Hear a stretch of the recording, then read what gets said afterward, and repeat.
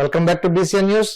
స్వాతంత్ర దినోత్సవ వేడుకలను జిల్లా వ్యాప్తంగా అత్యంత ఘనంగా నిర్వహించాలని ప్రకాశం జిల్లా కలెక్టర్ రాజాబాబు పిలుపునిచ్చారు. ప్రకాశం భవనంలో ఏర్పాటు చేసిన మీడియా సమావేశంలో ఆయన మాట్లాడుతూ కేవలం అధికారిక వేడుకగానే కాకుండా ప్రజల భాగస్వామ్యంతో ఉత్సాహభరిత వాతావరణంలో నిర్వహించేందుకు చర్యలు తీసుకుంటున్నామన్నారు. స్వాతంత్ర సమరయోధుల అపార త్యాగాల ఫలితంగానే నేడు మనకు ఈ స్వేచ్ఛ, ఆత్మగౌరవం లభించాయని, స్వాతంత్ర్యం వచ్చిన నాటి నుండి ఇప్పటి వరకు దేశం సాధించిన మైలురాళ్లను స్మరించుకుంటూ రాబోయే తరాలకు ఈ స్ఫూర్తిని అందించడమే దీని ముఖ్య ఉద్దేశమని అన్నారు.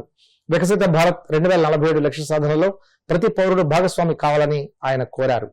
ఎంటైర్ స్టేట్ అంతా కూడా ఇండిపెండెన్స్ డేని చాలా ఘనంగా నిర్వహిస్తుంది. ఇండిపెండెన్స్ డేకి ముందు దేశభక్తిని ప్రతి ఒక్క పౌరునిలో పెంపొందించే విధంగా కొన్ని కార్యక్రమాలు అనేవి గవర్నమెంట్ చేపట్టడం జరిగింది. దానికి సంబంధించి జిల్లా యంత్రాంగానికి కూడా కొన్ని ఇన్స్ట్రక్షన్స్ ఇవ్వడం జరిగింది. ప్రకాశం జిల్లాలో ఉన్నటువంటి ప్రజలందరికీ, ఇంక్లూడింగ్ ఓల్డ్, యంగ్, యూత్ అందరికీ కూడా పోరాటం చేసి ఆత్మగౌరవాన్ని పెంపొందించుకోవాలనే ఒక ఉద్దేశంతో మహనీయులందరూ కూడా ఎంతో పోరాటం చేసి భారతదేశ స్వాతంత్ర సమరంలో ఎంతోమంది త్యాగాలు చేసి వాళ్ళ త్యాగాల ఫలితంగానే ఈరోజు మనకి స్వాతంత్ర్యం వచ్చింది.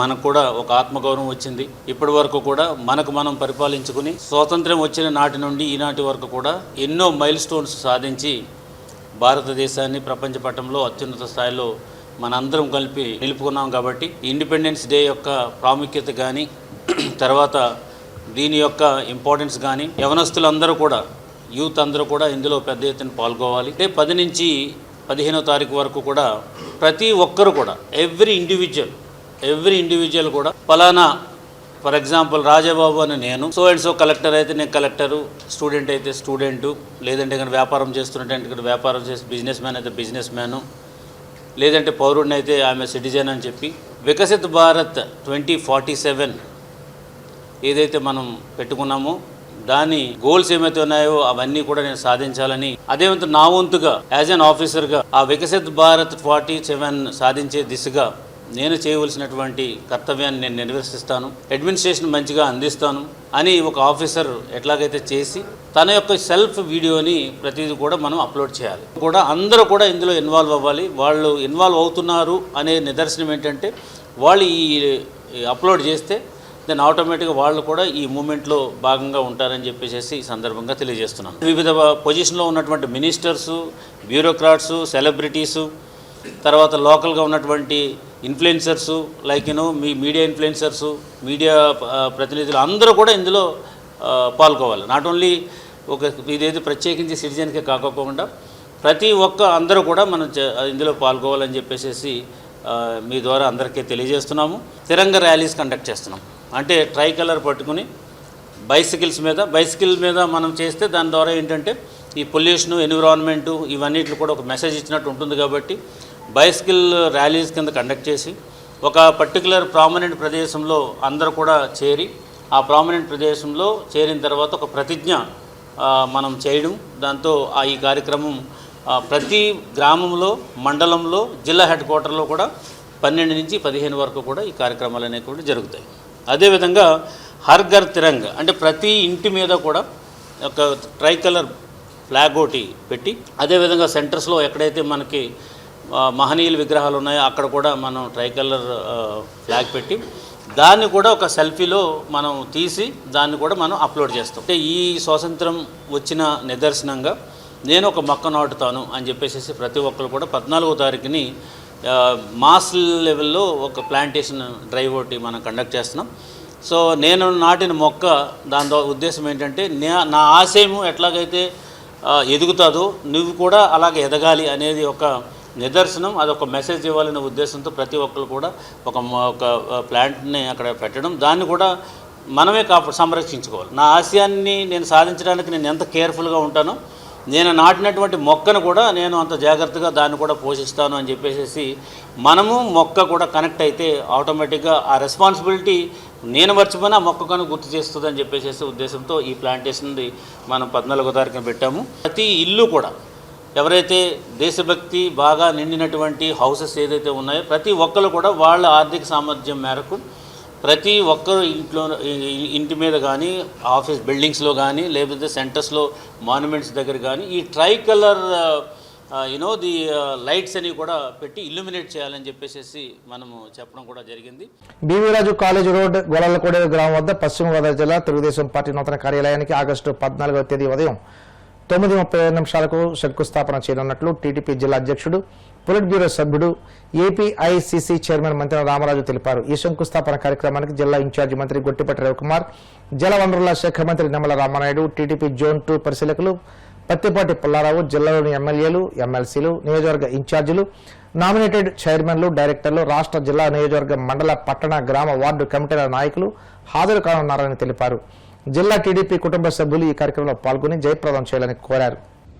అందరికీ నమస్కారం. మన యొక్క తెలుగుదేశం పార్టీ పశ్చిమ గోదావరి జిల్లా పార్టీ కార్యాలయాన్ని శంకుస్థాపన చేయడం జరుగుతూ ఉంది.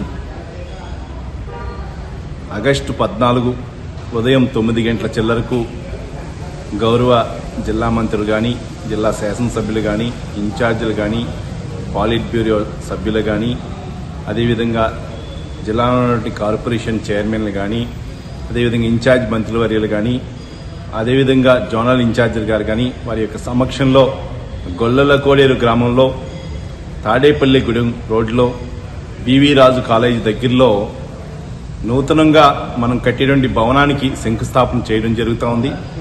తెలుగుదేశం పార్టీ కుటుంబ సభ్యులందరూ కూడా హాజరు కావాలని చెప్పి మనవి చేసుకుంటున్నా.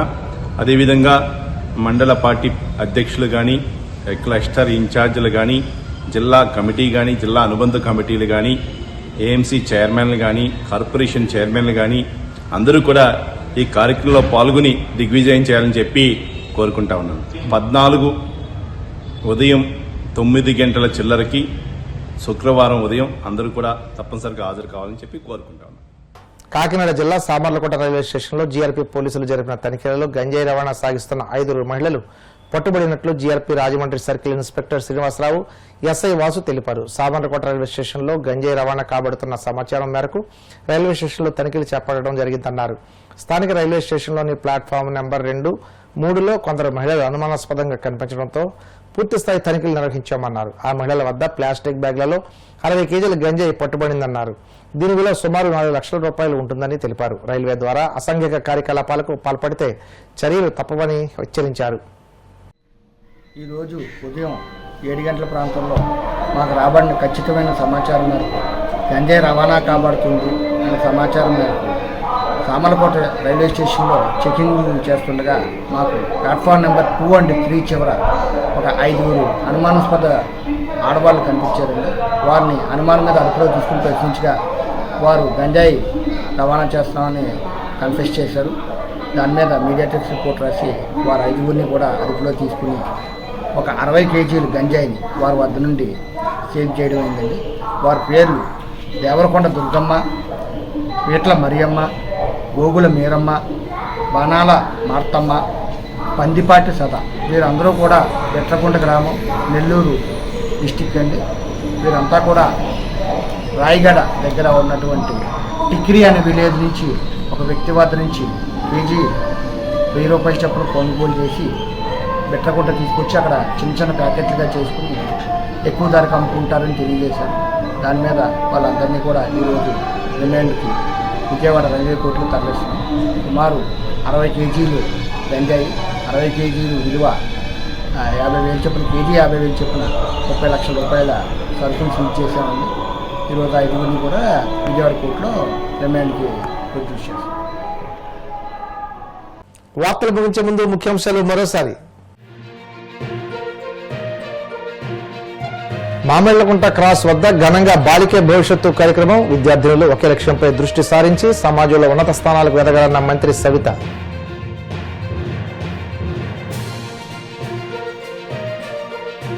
కుటుంబం రాజకీయంగా రక్షించుకోవడం ముఖ్యమా, నిరుద్యోగుల కుటుంబాల ప్రయోజనాలు ముఖ్యమా, చంద్రబాబు తేల్చుకోవాలి.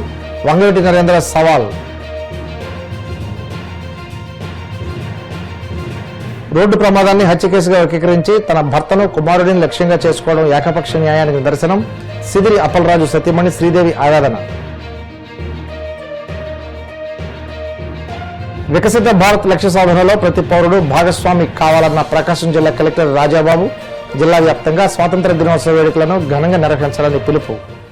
ఈ వార్తలు ఇంతటితో సమాప్తం. మరిన్ని వార్తల కోసం BCN digital YouTube channel, Facebook page follow అవ్వండి. అప్డేట్ వార్తల కోసం ప్లీజ్ సబ్స్క్రైబ్.